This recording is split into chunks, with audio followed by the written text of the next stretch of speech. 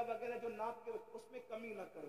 اب ناپ تول میں کمی کا ایک معنی یہ بھی ہے کہ کسی کا ہم پہ حق نکلتا ہے تو ہم تو اس کو مانتے ہیں, لیکن جب ہم پر نکلتا ہے تو اس کو نہیں دیتے. ناپ تول میں کمی کا ایک مفہوم یہ بھی ہے. بھئی یہ بھی تو لینا دینا ہے نا, اگرچہ اس کا کوئی دکھنے والا ترازو نہیں ہے, لیکن بہرحال ہمیں دینا تو اس کا حق ہے. ہر آدمی حق مانگ رہا ہے, حق دینے والے کتنے ہیں؟ کیا بے شمار سفید لباس پر ہمیں وہ کرسی پہ بیٹھے ہوئے حاجی نمازی نظر نہیں آتے جنہوں نے اپنی بہنوں کا حق مار کر کے رکھا ہے, جو اپنی بہنوں کو حصہ نہیں دیتے؟ کیا بے شمار ایسے لوگ نہیں ہیں جنہوں نے اپنے بھائیوں کا حق دبا رکھا ہے, اپنے بھائیوں کو حق نہیں دیتے؟ اگر اللہ نے طاقت دی, 4-6 لوگ ماننے جاننے والے ہوئے تو بڑا بھائی چھوٹے بھائی کو کہتا ہے جا جو کرنا ہے کر لے, میں نہیں دوں گا. اور پھر اس کے بعد اس کے ننگے پن پر کوئی انصاف کرنے کون سامنے آتا ہے؟ کون آتا ہے آنکھ میں آنکھ ڈالنے کے لیے؟ کون آتا ہے کسی کو حق دلانے کے لیے؟ کون آتا ہے کسی کے حق کے لیے؟ اللہ اکبر. بلکہ لوگ کہتے ہیں یار وہ تو ننگا آدمی ہے, وہ تو دادا آدمی ہے, وہ تو بھائی گیری کرتا ہے, اس کے پاس جائیں گے تو یہ ہوگا اور یہ ہوگا اور یہ ہوگا اور یہ ہوگا. سن لو, جس وقت حق تلفی کی جا رہی ہو اور پھر لوگ جو حاجی نمازی اور دیندار کہلانے والے کسی کے حق کے لیے اس کے ساتھ کھڑے نہیں ہیں تو وہ بھی تیار ہو جائے زلزلوں کے جھٹکوں کے لیے, وہ بھی تیار ہو جائے اللہ کے عذاب کے لیے. یہاں تو جھٹکے ہوں گے اور زمین کے اندر جو ہوگا اس کا انجام کیا ہوگا؟ اللہ اکبر. بڑی معذرت کے ساتھ ایک بات میں آپ کو بتاؤں جس کو فقیہ ابو اللیث سمرقندی رحمت اللہ علیہ نے اپنی کتاب میں لکھا ہے, ذرا دھیان سے سننا.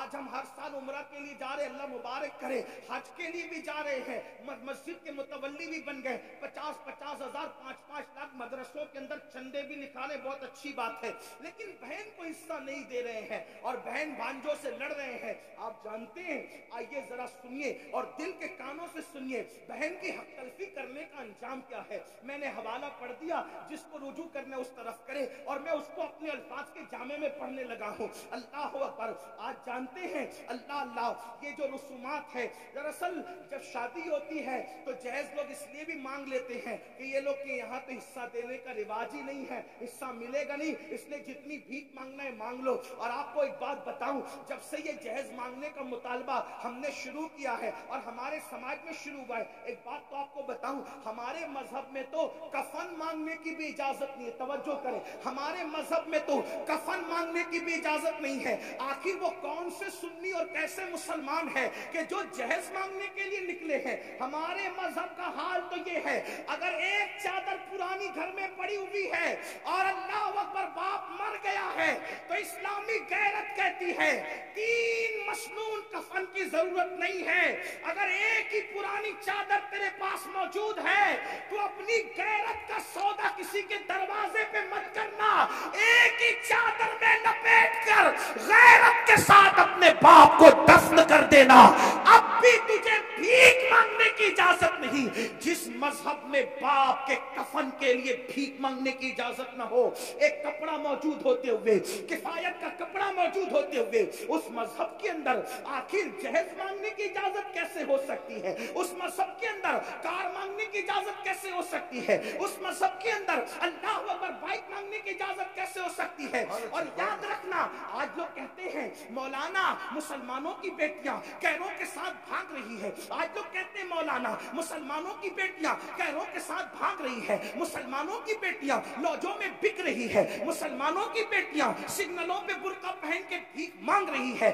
میں پوچھتا ہوں ذمہ دار کون ہے؟ بڑی معذرت کے ساتھ جویا کے غیرت مند مسلمانوں, اگر تمہارے دلوں میں عشق مصطفیٰ ہے, اگر تمہارے دلوں میں محبت رسول ہے, اگر تمہارے دلوں میں الفت رسول ہے, اس عشق مصطفیٰ کا واسطہ دے کر پوچھنا چاہتا ہوں, بیٹیاں لوجوں میں کیوں بک رہی ہے؟ بیٹیاں سگنلوں پہ بھیک کیوں مانگ رہی ہے؟ بیٹیاں مرتد کیوں ہو رہی ہے؟ اوروں کا ہاتھ پکڑ کر کیوں جا رہی ہے؟ ذمہ دار کون ہے؟ کیا وہ بیٹی جس نے کسی کا ہاتھ تھام لیا صرف وہ ذمہ دار ہے؟ نہیں نہیں, بلکہ ذمہ دار ہم سب ہیں, ذمہ دار پورا معاشرہ ہے. اس کی وجہ نعرہ نعرہ رسالت حضرت مفتی محمد اسماعیل صاحب قبلہ، نعرہ تکبیر۔ تشریف رکھیں، بیٹھیں، حضرت کا استقبال کر لیں، درود شریف پڑھیں آپ۔ اللہم صلی علی سیدنا مولانا محمد المعدن الجود والکرم وآلہ وصحبہ وبارک وسلم صلاۃ و سلام علیک یا رسول۔ ایک بار سب مل کے اور درود شریف پڑھ لیں آپ۔ اللہ رب محمد صلی اللہ علیہ وسلم۔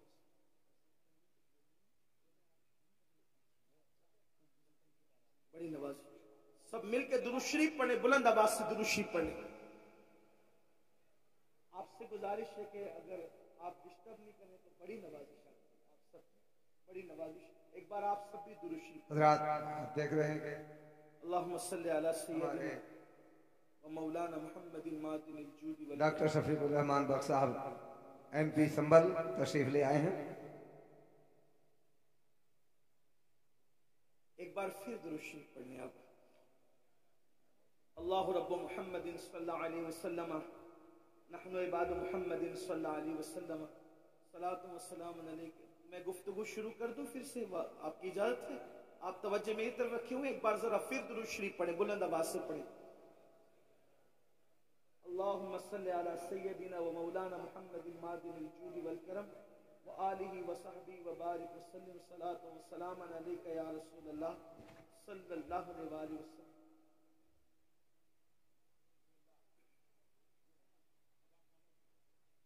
پھر درود شریف پڑھنے کی مرتبہ اللہم صلی علی سیدنا و مولانا محمد المعدن الجود والکرم وآلہ وصحبہ وبارک وسلم صلاۃ و سلام علیک یا رسول اللہ صلی اللہ علیہ وسلم۔ کھلے کھلے دل سے ذرا عاشقوں کی طرح سب درود شریف پڑھ لیں۔ اللہم صلی علی سیدنا و مولانا محمد المعدن الجود والکرم وآلہ وصحبہ وبارک وسلم صلاۃ و سلام علیک یا جد الحسن والحسین۔ تو یہ بات ہمارے معاشرے میں ہوتی ہے کہ بیٹیاں بھاگ رہی، مرتد ہو رہی ہے، مذہب چھوڑ رہی، ذمہ دار کون؟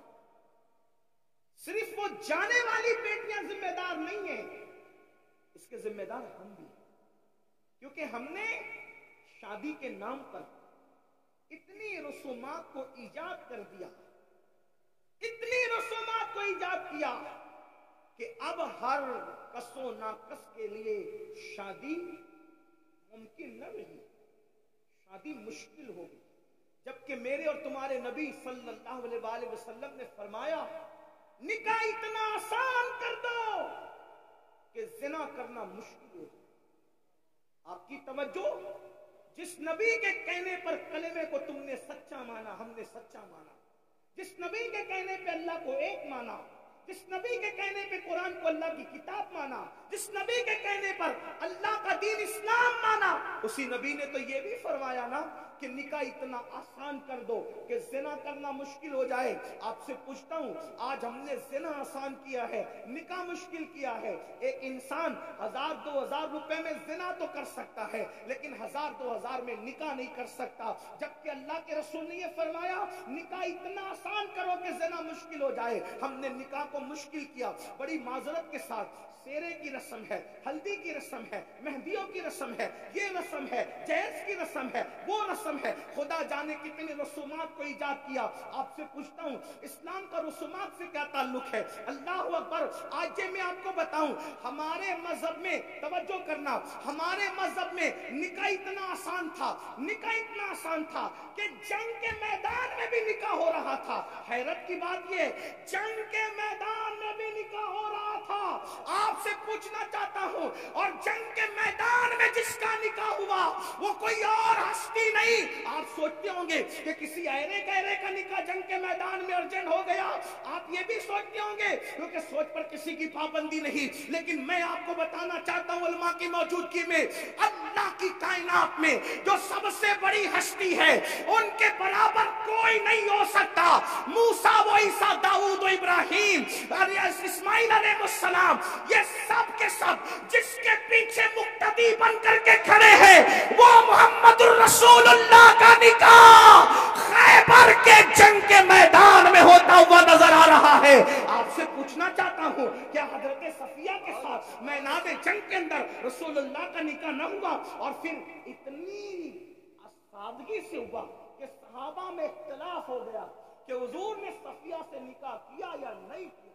उलमा जानते हैं, मैं कोई नई बात नहीं कर रहा हूं, लेकिन तवज्जो करो, साल भर पहले से शादियों की रस्मों को रचाने वालों, मेराज के दूल्हा का निकाह मैदान में हो रहा है, और इतनी सादगी से हो रहा है कि सहाबा में इख्तिलाफ हुआ, निकाह हुआ या नहीं हुआ।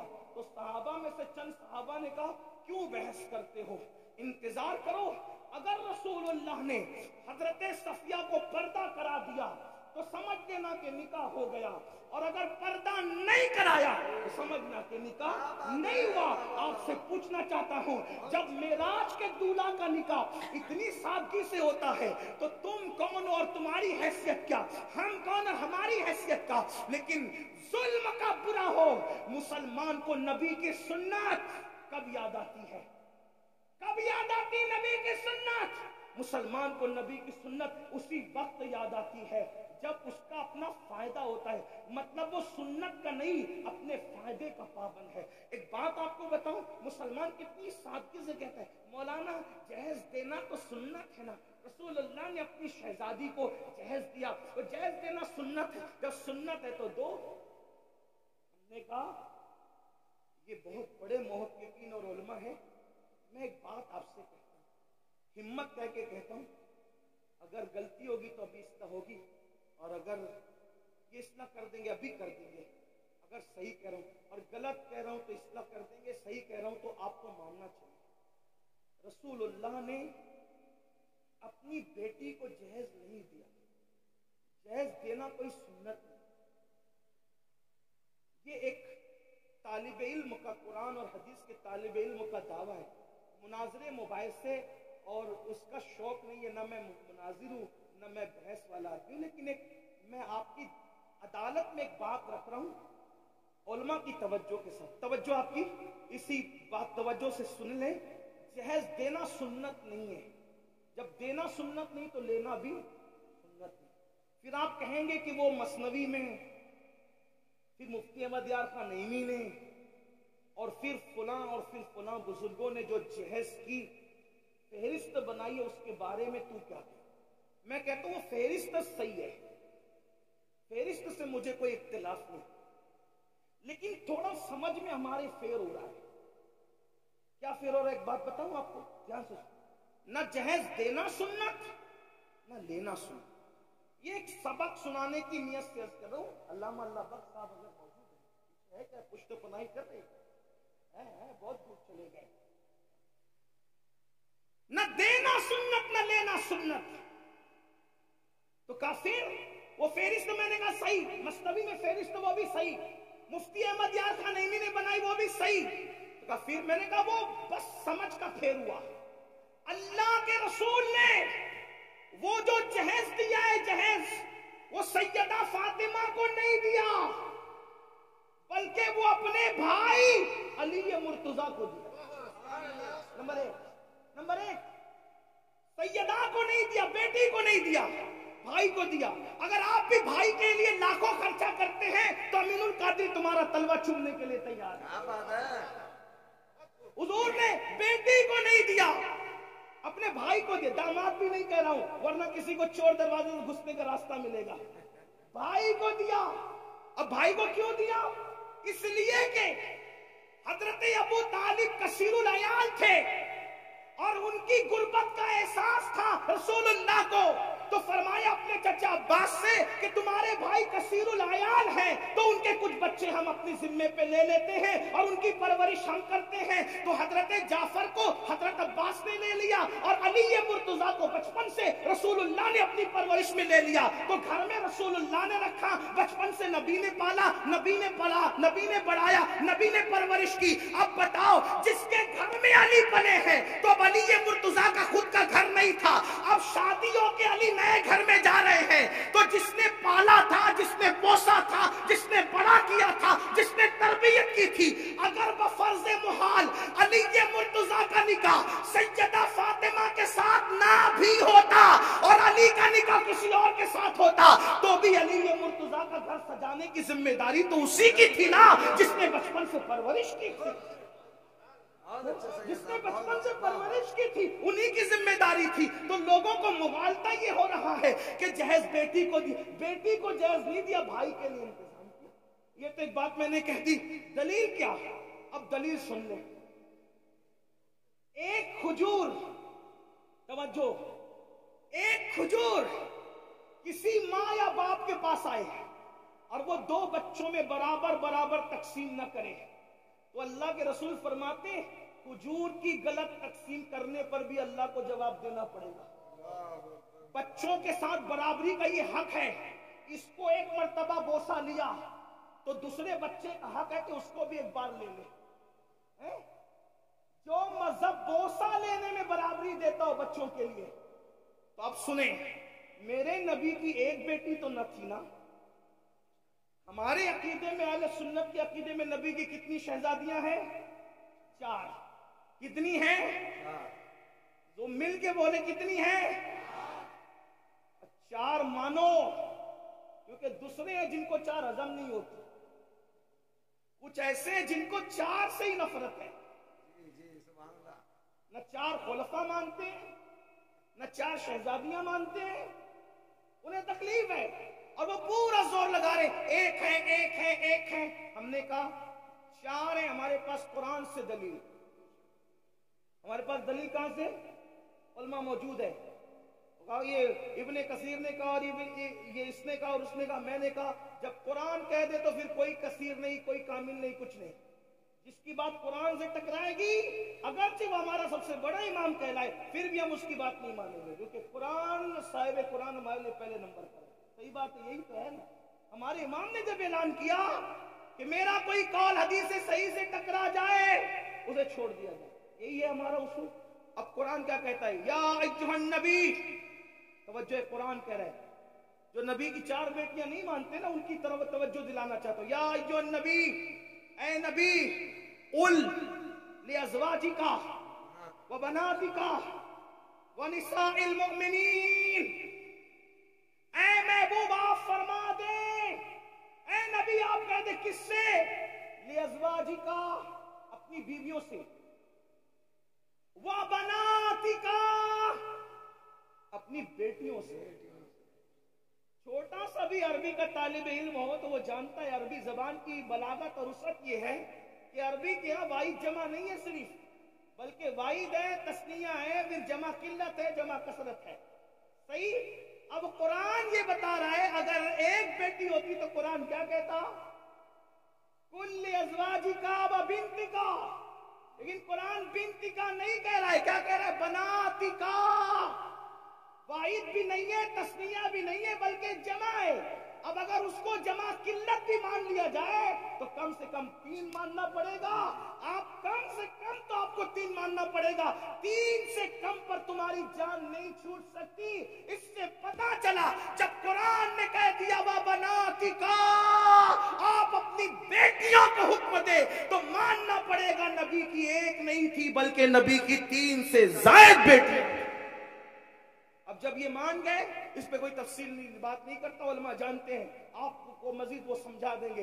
तो जब नबी की 4 बेटियां हैं और आप कहते हैं सैयदा फातिमा को जहेज दिया, किसको जहेज दिया? तो आपको ये भी मानना पड़ेगा सैयदा ज़ैनब बिनते मोहम्मद को भी जहेज दिया। आपको यही मानना पड़ेगा सैयदा रुकैया बिनते मोहम्मद को भी जहेज दिया। आपको ये भी मानना पड़ेगा सैयदा उम्मे कुलसुम बिनते मोहम्मद को भी जहेज दिया। तो अब अगर आप सैयदा फातिमा का जहेज साबित करते हो तो आपकी ये जिम्मेदारी है कि हजरत ज़ैनब, हजरत रुकैया, उम्मे कुलसुम का भी जहेज आप साबित करके बताएं कि हुजूर ने कैसे जहेज दिया।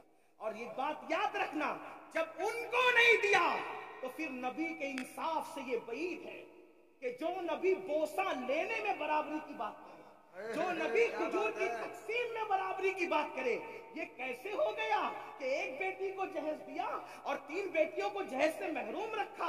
माअज़ल्लाह सुम्मा माअज़ल्लाह। अब उससे बढ़कर एक दलील, ये तो तुम और मैं है जो सुन्नतों को माअज़ल्लाह अमल नहीं करते, सुन्नतों पर तवज्जो नहीं करते। लेकिन आपसे पूछना चाहता हूँ, चले जिस अली को जहेज मिला था उनको तो पता है ना कि रसूलुल्लाह ने बेटी को जहेज दिया, तो फिर अली ये मुर्तजा ने भी अपनी की बेटियों का निकाह किया।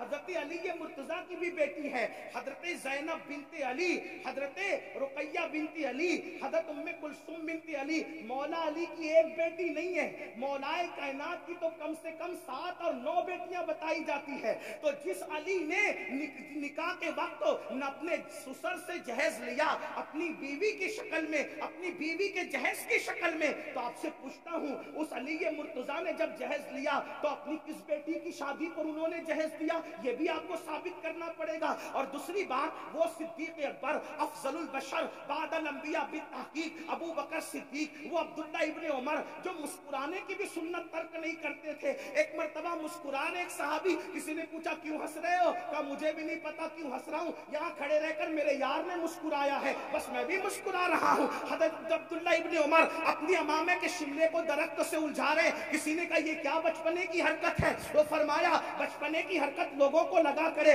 दरअसल एक सफर में मैं नबी के साथ था, नबी का शिमला दरख्त से उलझ गया, मेरा नहीं उलझता, इसलिए उलझा करके उस सुन्नत पर अमल कर रहा हूं। आपसे पूछना चाहता हूं, जो मुस्कुराने की सुन्नत न छोड़े, जो हड्डी चूसने की सुन्नत न छोड़े, जो अल्लाह अकबर, जो दरख्त से शिमला उलझाने की सुन्नत न छोड़े, अरे वो सब तो अपनी जगह रसूलुल्लाह ने जो काम कुल्ली किए बगैर किया, वो भी कुल्ली किए बगैर करके वो काम सुन्नत पर अमल करते नजर आ रहे हैं। आपसे पूछना चाहता हूं, वो इतने सुन्नतों के पाबंद थे, उन्होंने तो ये बात कही होती, क्या 1450 साल के बाद हिंदुस्तान में यूपी वालों को ये सुन्नत समझ में आई, बिहार वालों को ये सुन्नत समझ में आई, बंगाल वालों को ये सुन्नत समझ में आई? अबू बकर सिद्दीक सैयदा फातिमा के निकाह रुखसती के चश्मदीद गवाह है।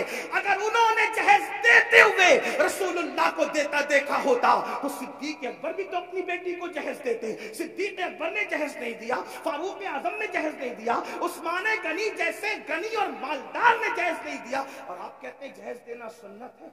ये जिम्मेदारी तो मेरे उन मुहक्किक भाइयों के सर पर है जो हम पर मुसल्लत करने के जहेज देना सुन्नत। मुहक्किक से मुराद उलमा नहीं है, मुहक्किक से मुराद ये होटल पे बैठे हुए लोग हैं जो बगैर इल्म के फर्ज, उलमा ने तो कभी तायीद की ही नहीं। अरे क्या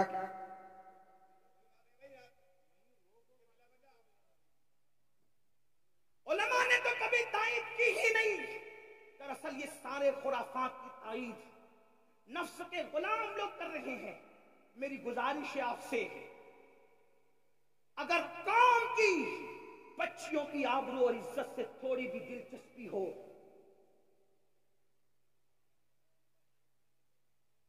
शायद हजरत तशरीफ ला चुके हैं, हमारी महफिल के खुसूसी खतीब हजरत अल्लामा शाकिर अली नूरी हजरत का इस्तेक़बाल फरमाने, और फिर उसके बाद आगे का प्रोग्राम बकिया तकरीर फिर किसी मौके पर। अस्सलाम वालेकुम।